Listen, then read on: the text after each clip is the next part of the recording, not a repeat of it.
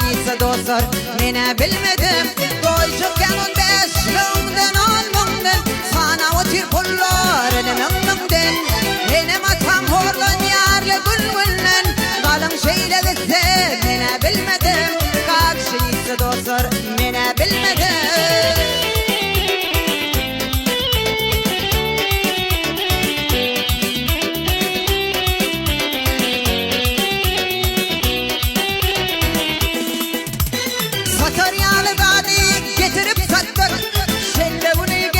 Pazarda yattık, para karnımız doyduk, bir ağaç ettik.